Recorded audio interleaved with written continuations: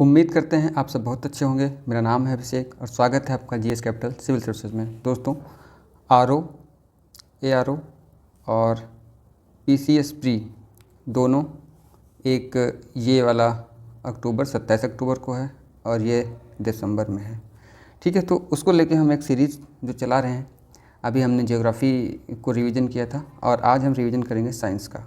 ठीक है, तो मेरे साथ बने रहिए और साइंस का रिवीजन कर लेते हैं मोस्ट टॉपिक्स का। तो देखिए, बीमारी का नाम और प्रयुक्त लेंस। ठीक है, यहाँ से क्वेश्चन कभी कभी आ जाता है। देखिए, साइंस में सामान्य समझ पे ही क्वेश्चन आते हैं। ठीक है, बहुत ही अंदर से क्वेश्चन नहीं आते हैं। तो देखिए, मायोपिया होता है तो मायोपिया में अवतल लेंस का प्रयोग किया जाता है। फिर है हाइपर मेट्रोपिया। ठीक है, हाइपर मेट्रोपिया में उत्तल लेंस का प्रयोग किया जाता है। फिर होता है प्रेस बायोपिया। प्रेस बायोपिया में द्विफोकसी लेंस का प्रयोग किया जाता है। फिर अबिंदुकता। अबिंदुकता में बेलनाकार लेंस का प्रयोग किया जाता है। देखिए, अवतल और उत्तल, ठीक है, ये ज़्यादा पूछे जाते हैं। ठीक है, तो इनको थोड़ा सा ध्यान रखना। ठीक है, आगे बढ़ जाते हैं। अब देखेंगे अम्ल, स्रोत और जो है उपयोग। ठीक है, तो एसिटिक अम्ल। एसिटिक अम्ल का स्रोत क्या होता है? सिरका और शराब। मतलब सिरका और जो शराब में एसिटिक अम्ल मिलता है। उपयोग इसका क्या होता है? विलायक के रूप में सिरका के निर्माण में, एसीटोन बनाने में। ठीक है, ये बहुत खास नहीं है, लेकिन यहाँ पे जो ये अम्ल और स्रोत हैं, यहाँ से क्वेश्चन बन जाते हैं। जैसे फार्मिक अम्ल की बात करें तो चींटी के डंक में मिलता है। कई बार क्वेश्चन आता है चींटी के डंक में कौन सा अम्ल होता है? तो फार्मिक अम्ल।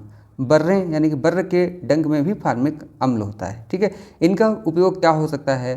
तो जीवाणुनाशक के रूप में फलों को संरक्षित करने में।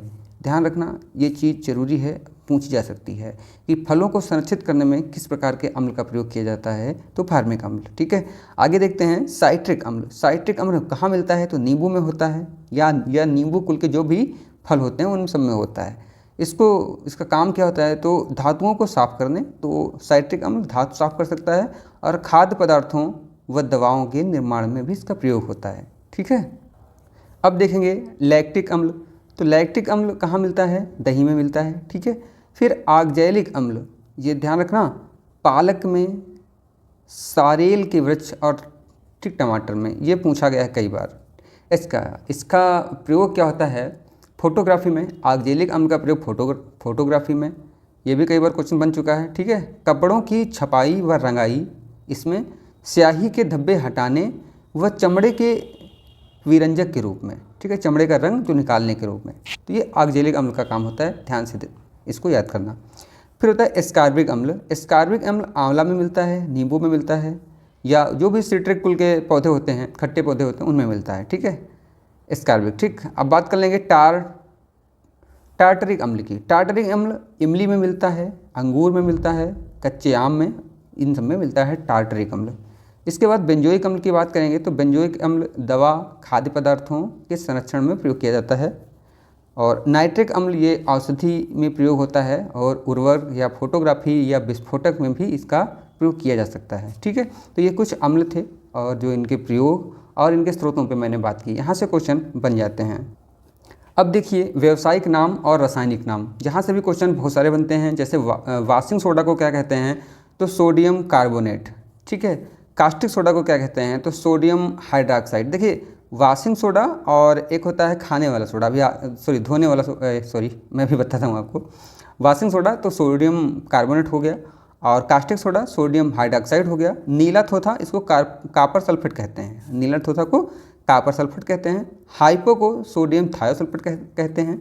ब्लीचिंग पाउडर को कैल्शियम ऑक्सीक्लोराइड कहते हैं। बेकिंग सोडा, देखिए बेकिंग सोडा और वाशिंग सोडा, इनमें कन्फ्यूजन होता है और यहीं से क्वेश्चन भी आता है।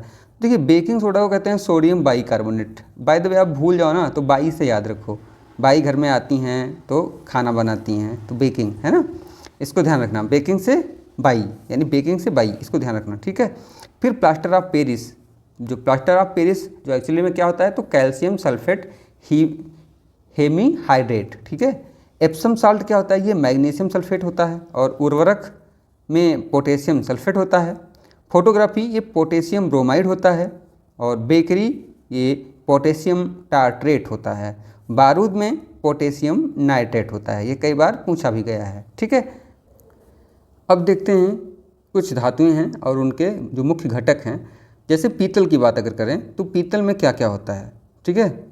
तो कापर 70% और जिंक 30%, ठीक। ये बर्तन और मूर्तियों बनाने में इनका प्रयोग होता है, ठीक है। अब देखते हैं कांसा यानी कि ब्रॉन्ज। तो ब्रॉन्ज में कापर 88% होता है और टिन, ठीक है, टिन कितनी होती है 12%। क्वेश्चन कभी कभी जो आता है कि पीतल किन धातुओं का मिश्रण है या कांसा किन धातुओं का मिश्रण है। तो कांसे से भी क्या बनते हैं, बर्तन बनती हैं, मूर्तियाँ बनती हैं, ठीक है। फिर एक होता है डच मेटल, इसमें कापर 80% होती है और 20% जिंक, ठीक है। तो ये क्या होता है, जो मशीनों के पुर्जे बनाने में, सस्ते आभूषण बनाने में इनका प्रयोग होता है। फिर बात करेंगे गन मेटल की। तो गन मेटल में कापर 88%, ठीक है, और टिन 10% और जिंक 2%, ठीक है। इससे बनता क्या है, बंदूक व मशीनों के पुर्जों के निर्माण होते हैं। फिर अगला बात करेंगे जर्मन सिल्वर की। तो जर्मन सिल्वर में कापर 50% होता है, जिंक जो है 35% और निकिल ये 15%। इससे क्या बनता है, बर्तन व मूर्तियों के निर्माण में ये भी प्रयोग होता है। तो आपसे यहाँ से क्वेश्चन यही से बनेगा कि गन मेटल में कौन कौन से होता है। ये चीज़ तो भले ना पूछी जाए, सिर्फ भी पूछा जाएगा कि गन मेटल में कौन कौन सी धातुएं मिली होती हैं, ठीक है। तो ये हो गया। फिर एक आता है ये कृत्रिम सोना। इसमें क्या क्या होता है, तो कापर होता है और एल्युमिनियम होता है, ठीक। तो इससे क्या बनते हैं, आभूषण और मूर्तियाँ बनती हैं। फिर देखिए जो मुद्रा धातु, तो मुद्रा धातु में क्या क्या होता है, मुद्रा धातु में देखिए काप तो और एसएन जो मतलब टिन, तो टिन इसमें 4% और पी मतलब फास्फोरस, फास्फोरस में 1%। तो क्या बनती है, मुद्राएं बनाने में। तो मुद्रा धातु में कौन कौन से होता है, कापर होता है, टिन होता है और फास्फोरस होता है, ठीक है। फिर फास्फर ब्रांज एक होता है, तो जो इसमें देख लीजिए नाइक्रोम होता है। नाइक्रोम में कई सारे होते हैं, निकिल है, फेरस है, ठीक है, और कार्बन है। तो ये सब चीज़ें इसमें, ये आपका पूछा नहीं जाएगा शायद, क्योंकि ये बहुत सारा है, इतना जो लंबा नहीं जो आता है, 2 3 4 जो वाले ही आते हैं अक्सर। तो ये कुछ आपके थे जो बनते थे।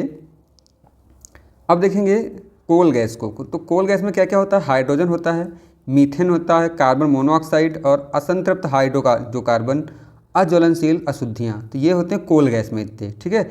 ये सब छोड़ो, ये काम का है। यह गैस कोयले के भंजक आसवन द्वारा बनाई जाती है, ये मोस्ट है, ठीक है। यह वायु के साथ विस्फोटक मिश्रण बनाती है। यह रंगहीन व विशेष गंध वाली गैस है। यह दहनशील गैस है, ठीक है। तो ये चीज़ें पूछी जा सकती हैं, ठीक है, ये चीज़ें पूछी जा सकती हैं। आगे देखते हैं भाप अंगार गैस, वाटर गैस भी इसे कहते हैं। तो इसमें हाइड्रोजन होता है, कार्बन मोनोऑक्साइड होता है, कार्बन डाइऑक्साइड होता है, ठीक है। तो जो ये क्या करती है, इस गैस से अत्यधिक ऊष्मा प्राप्त होती है। इसका कैलोरी मान प्रोड्यूसर गैस से अधिक होता है, ठीक है। प्रोड्यूसर गैस एक होती है, अभी देखेंगे उसको।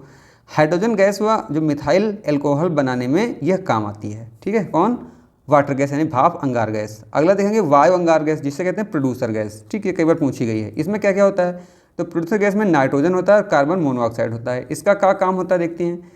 जो इसका कैलोरी मान जो अन्य ईंधनों की तुलना में कम होता है। यह सस्ता ईंधन है जो जलकर उच्च ताप प्रदान करता है।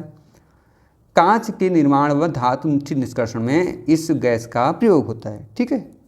आगे तेल गैस होती है, ऑयल गैस। तो इसमें क्या होता है, सरल संतृप्त व असंतृप्त हाइड्रोकार्बन का मिश्रण होता है, जिसमें मीथेन, एसिटिलीन, एथिलीन इत्यादि गैसें होती हैं। तेल गैस का काम, यह मिट्टी के तेल या पेट्रोलियम के भंजक आसवन की क्रिया द्वारा तैयार की जाती है, ठीक है। जब मिट्टी के तेल या पेट्रोल को शुद्ध किया जाता है तो उस दौरान ये गैस तैयार होती है, ठीक है। बात कर लें पेट्रोल गैस की। तो वायु तथा पेट्रोल वाष्प का मिश्रण होता है ये। यह गैस पेट्रोल के भंजक जो आसवन से प्राप्त होती है। खैर, प्राकृतिक गैस मीथेन इसमें होता है और ईथेन होता है, ये बहुत मोस्ट है, मीथेन और ईथेन। मीथेन 83%, 16% जो है ईथेन। इस गैस का प्रधान अवयव मीथेन गैस है, ठीक है। कृत्रिम उर्वरकों के उत्पादन में इसका प्रयोग किया जाता है। अब देखेंगे कुछ कांच हैं, इनके संघटक हैं और इनका जो उपयोग है, कई बार परीक्षाओं में ये पूछा गया है। सोडा कांच यानी कि मृदु कांच, इसका पहले देखिए क्या उपयोग है। ट्यूबलाइट बनती है इससे, बोतल व दैनिक प्रयोग के बर्तन बनते हैं, ठीक, यही मोस्ट है, ठीक है। फ्लिंट कांच, यही कई बार पूछा गया। फ्लिंट कांच ये बिजली का बल्ब बनता है फ्लिंट कांच से। कैमरों के लेंस बनते हैं और दूरबीन बनती है, तो ये चीज़ें आपको याद करनी है। क्रुक्स कांच, इसमें क्या होता है, चश्मों के लेंस बनते हैं, ये पेपर में कई बार आया है क्रुक्स कांच। क्राउन कांच, ये भी चश्मों के लेंस जो बनते हैं इससे। फिर पोटास पोटास में कांच के बर्तन व प्रयोगशाला के उपकरण बनते हैं पोटास कांच से, ठीक है। पायरेक्स कांच, ये भी पूछा गया कई बार, प्रयोगशाला के उपकरण व फार्मास्यूटिकल पात्र बनते हैं इससे, ठीक है। फिर शीशा क्रिस्टल कांच, ये क्या महंगे कांच पात्र इससे बनते हैं, शीशा क्रिस्टल कांच से, ठीक है। अब देखिए कांच का रंग और रंग प्रदान करने वाले पदार्थ, तो अगर कांच गहरी नीली रंग की है, नीला रंग है उसका, तो कोबाल्ट ऑक्साइड इसमें होगा। अगर हरा है तो सोडियम क्रोमेट फेरस या फेरस ऑक्साइड होगा। नारंगी रंग है तो सिलेनियम ऑक्साइड होगा उसमें, ठीक है। प्रतिदीप्तशील पीला है, चमकता हुआ पीला, तो क्या होगा, फेरिक लवण या सोडियम यूरेनेट होगा उसमें, ठीक। रूबी जैसा लाल रंग है तो गोल्ड क्लोराइड पर्पल ऑफ कासियस होगा। चटक लाल है तो क्यूप्रस ऑक्साइड होगा, ठीक है। हरा और हरा पीला है तो पोटेशियम डाइक्रोमेट, और नींबू जैसा पीला है तो कैडमियम सल्फाइड। तो ये हैं, इनमें से कुछ आपको याद कर लो, जैसे कि ये गहरा नीला, हरा, लाल, ठीक है, और चटक लाल, ये पूछे जा सकते हैं, तो क्यूप्रस ऑक्साइड, ठीक। आगे बढ़ जाते हैं। अब देखते हैं प्रमुख नत्रजन और उनके उपयोग तथा प्रभाव। तो नत्रजन ये क्यों होते हैं, तो ये इसमें क्या, ये सब जो है जो ठीक वृद्धि और विकास का होता है। अब देखिए कहाँ से कौन होता है, तो फास्फोरस से क्या हो जाता है, जड़ का विकास। फास्फोरस किसके लिए सहायक होती है, जड़ के विकास के लिए। पोटेशियम तो स्टोमेटा के खुलने व बंद होने का जो नियंत्रण होता है, किससे, पोटेशियम से। बोरान से रोग प्रतिरोधकता बढ़ती है, ठीक। नील हरित शैवाल से धान की खेती में सुधार होता है। फिर राइजोबियम लेग्यूमिनस से मटर, और एजोटोबैक्टर से गेहूँ, और अजोला ये धान, ठीक है। ये तो ध्यान रखना, ये परीक्षा में पूछी जा। प्रमुख औषधियाँ देख लो, ये क्वेश्चन में पूछते हैं पेपर में। प्रमुख निश्चेतक कौन कौन सी हैं, तो सल्फोनल है, क्लोरोप्रोपेन है, डाइजीपाम है, वेरोनल, कोकीन, नाइट्रस ऑक्साइड, ये क्या है, निश्चेतक हैं। क्वेश्चन आता है इनमें से कौन निश्चेतक नहीं है या कौन निश्चेतक है, ठीक है। प्रमुख एंटीबायोटिक्स देख लेते हैं, तो टेट्रासाइक्लिन, सेफेलोस्प्रिन्स, स्ट्रेप्टोमाइसिन, जेंटामाइसिन और क्लोरोमाइसिटिन। तो ये जो माइसिन होती हैं, माइसिन ये अक्सर क्या होती हैं, एंटीबायोटिक होती हैं, माइसिटिन, ठीक है, या माइसिन, तो ध्यान रखना। प्रमुख एंटीसेप्टिक औषधियाँ, ठीक है, आयोडीन, ओके, हाइपोक्लोरस अम्ल, ये क्या होता है, एंटीसेप्टिक होता है। फिर इथाइल एल्कोहल, फिनाल हेक्साक्लोरीफीन, फिर फार्मेल्डिहाइड और हाइड्रोजन पैराक्साइड, ठीक है। प्रमुख एंटीपायरेटिक्स औषधियाँ कौन कौन सी होती हैं, तो देखिए क्रोसिन होती है, पैरासीटामॉल होती है, फिनेस्टीन होती है और पायरोमिडीन होती है। प्रमुख सल्फा औषधियाँ कौन कौन सी हैं, तो सल्फाडाइजीन होती है, सल्फापिरिडीन होती है और सल्फाथायोजाल होता है। तो यहाँ पे सल्फा जुड़ गया आगे तो आप तो पहचान ही लेंगे आप। अब कुछ अम्ल देख लेंगे और कुछ उनके स्रोत देख लेंगे। एसिटिक अम्ल ये सिरका में पाया जाता है, अचार में पाया जाएगा, फलों के रस में पाया जाएगा। लैक्टिक अम्ल दूध और दही में पाया जाएगा। मैलिक अम्ल सेब, केला, खुबानी और चेरी में पाया जाएगा, मैलिक अम्ल। फार्मिक अम्ल लाल चींटियों में या बर्रों में, ठीक है, या बर्रें जो होती हैं उनमें। साइट्रिक अम्ल ये खट्टे फलों में पाया जाएगा। बेंजोइक अम्ल घास, पत्ते व मूत्र में भी पाया जाता है, ठीक है। ऑक्जेलिक अम्ल ये सारेल के वृक्ष में पाया जाता है। टार्टेरिक इमली और अंगूर में होता है। ग्लूटेमिक है, ग्लूटेमिक ये गेहूं में होता है। ब्यूटाइरिक ये दुर्गंधयुक्त मक्खन, जो महकते हुए मक्खन में। कार्बोनिक अम्ल ये शीतल पेय और सोडा वाटर में पाया जाता है। अब देखिए यहाँ भी क्वेश्चन बन जाते हैं। नीला थोथा तो कवकनाशी या शैवालनाशी इसको कहा जाता है। इयोसिन ये लाल शाही, इसे लाल शाही को, ठीक है, इयोसिन भी कह देते हैं। सिल्वर आयोडाइड से क्या होता है, कृत्रिम वर्षा कराई जाती है। जिंक फास्फाइड से क्या होता है, कृंतकनाशी, जो मतलब चूहे जैसे जो दांतों से अपने फसल को या कोई चीज़ जुट्ठी नष्ट कर देते हैं, तो उनके लिए होती है। मैग्नीशियम ये आतिशबाजी में देखने को मिलता है। यूरेनियम परमाणु बम के प्रयोग में होता है। टंगस्टन इलेक्ट्रिक बल्ब बनता है इसका। जिंक का गैल्वनीकरण में प्रयोग होता है। अब देखिए कार्बन टेट्राक्लोराइड अग्निशामक जो वस्त्र बनते हैं उनमें प्रयोग होता है। हाइड्रोजन पेरोक्साइड तो घावों की मरहम पट्टी में प्रयोग होता है। द्रव अमोनिया ये प्रशीतक के रूप में काम करती है। पोटेशियम क्लोरेट ये माचिस बनता है। मैग्नीज डाइऑक्साइड ये शुष्क सेल के रूप में प्रयोग होता है। सल्फ्यूरिक एसिड संचायक सेल। फ्रेयान ये भी प्रशीतक के रूप में है ना। और टेट्रा एथिल लेड ये एंटी नॉक एजेंट होता है, जो कि पेट्रोल वगैरह में होता है ना। बेंजीन हेक्साक्लोराइड ये कीटनाशी होता है। स्पार्टम कई बार पूछा गया है, स्पार्टम ये कृत्रिम मधुरक होता है। नियोप्रीन ये संश्लेषित रबर होती है। बेनाड्रिल ये प्रतिहिस्टेमीन होता है, ठीक है, एक दवा है। केवलार ये संश्लेषित रेशा होता है। और टेक्साल, तो टेक्साल कैंसर रोधी दवा है एक। नाइट्रोसेलुलोज ये विस्फोटक है। पोटेशियम ब्रोमाइड ये फोटोग्राफी में प्रयोग होता है। पोटेशियम सल्फेट ये ठीक है उर्वरक बनाने में प्रयोग होता है। पोटेशियम नाइट्रेट ये बारूद बनाने में प्रयोग होता है। पोटेशियम टार्टरेट ये बेकरी में प्रयोग होता है। मार्फिन ये दर्द निवारक दवा है, हम जिसे एनाल्जेसिक कह देते हैं।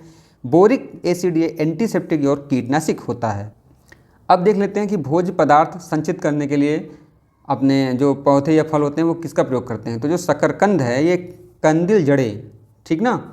सतावर या डहेलिया ये पुलकित जड़ें इनमें होती हैं। आमा हल्दी में ग्रंथिल जड़ें, ठीक है। अंगूर के जो केला में ये ठीक है मणिकामय जड़ें, ठीक है, मणिकामय जड़ें होते हैं। अब देखते हैं कि यांत्रिक सहारा प्रदान करने के लिए कौन जो क्या काम आता है। देखिए बरगद जो होता है इसमें क्या होता है स्तंभ मूल, है ना, पेड़ होता है ना इस तरीके से, इसमें फिर ये इस तरीके से जड़ें जो आते ज़मीन में जो लग जाती हैं। मक्का और गन्ना में क्या होता है अब स्तंभ मूल, मतलब एक जो ऐसे खड़ा रहता है ना, अब स्तंभ मूल। पान और पोथोस में क्या होता है आरोही मूल, मतलब क्या यहाँ पे मूल बन गई, फिर बन गई मूल, फिर बन गई मूल, इस तरीके से। फिर देखिए चूसक मूल क्या होता है अमर बेल और चंदन में होती है। श्वसनी मूल यानी कि राइजोफेरा और जूसिया में होती है श्वसनी, ठीक है। अधिपादप मूल ये आर्किड में होती है। और स्वांगी कारक मूल ये सिंघाड़ा और टीनोस्पोरा में होती है, ठीक है। अब देखते हैं कि आलू क्या होता है। तो आलू एक कंद है ना, ट्यूबर्स है। हल्दी, अदरक, केला और फर्न ये क्या, ये सब प्रकंद हैं, ध्यान रखना। हल्दी, अदरक, केला और फर्न, केला में कन्फ्यूज मत होना, प्रकंद है। फिर जिमीकंद, अरवी यानी कि घुइयाँ जिसे बोलते हैं, कचालू, ये सब क्या है, ये धनकंद है, कॉर्म है ये। और प्याज और लहसुन ये क्या सल्क कंद है, सल्क निकलती है ना प्याज लहसुन में, सल्क इस तरीके से, तो ये सल्क कंद हो गए। प्रमुख रूपांतरित पत्तियों का रूप, तो प्रमुख पत्तियां और इनका क्या रूप हो जाता है। तो नागफनी और जो अर्जीमोन ये पर्णकंटक, ठीक ना, पत्तों में कांटे निकल आते हैं। मटर में क्या होता है पर्णप्रतान, ठीक है, पर्णप्रतान, इसकी जो पत्तियां होती हैं थोड़ी सी फटने लगती हैं। ऑस्ट्रेलियन बबूल ये क्या होता है पर्णाभ्रवंत, अब ये क्या है नहीं पता मुझे, ठीक है। घटपर्णी में क्या होता है तो घटपर्णी। यूट्रिकुलेरिया ये होता है ब्लेडर वर्ट, तो इसके कुछ जो रूपांतरिक रूप हैं। अब देखते हैं पौधों के लिए पोषक तत्व, तो एक तो होते हैं वृहद, एक होता है सूक्ष्म, दोनों यहाँ पे हैं, दोनों से क्वेश्चन आते हैं। तो पहले सूक्ष्म देखते हैं। Iron, manganese, boron, zinc, copper,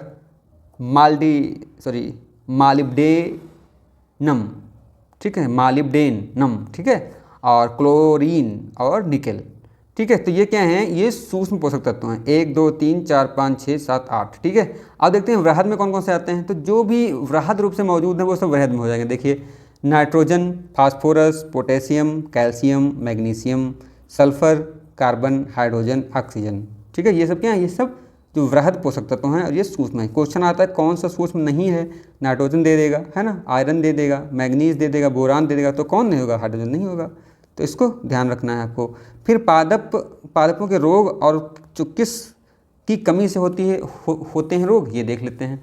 धान का खैरा रोग जिंक की कमी से होता है, ठीक। मटर का मार्च रोग ये मैग्नीज की कमी से होता है। फूल गोभी का व्हिप्टेल रोग ये मालिब्डेनम की कमी से होता है। नींबू का डाईबैक रोग ये तांबा और कॉपर की कमी से होता है। आम का लिटिल रीफ रोग ये जस्ता की कमी से होता है। जो नींबू का लिटिल रीफ ये जस्ते की कमी से होता है। मक्के में सफ़ेद कली रोग ये जस्ता यानी कि जिंक की कमी से होता है, वही सब। फिर फूल गोभी में ब्राउनिंग रोग ये बोरान की कमी से होता है। बोरान की कमी से। चुकंदर का हार्ट रॉट रोग ये भी बोरान की कमी से होता है। नींबू का ड्राई बैक रोग ये तांबे की कमी से होता है। धान का खैरा जस्ते की कमी से, ये तो शायद हो गया है। अब देखिए तंबाकू का मोजेक रोग, ये क्या है कि टोबैको मोजेक वायरस से होता है। जो आलू का मोजेक तो पोटैटो वायरस एक्स से होता है। अच्छा बंकी टाप या ठीक बंची टाप आप बनाना यानी कि केला की एक रोग है, तो बनाना वायरस 1 से होता है ये। भिंडी का पीत वर्ण सिरा ये सफ़ेद मक्खी इसका वाहक होती है, ठीक है।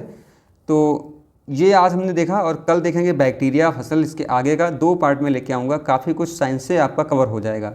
धन्यवाद दोस्तों।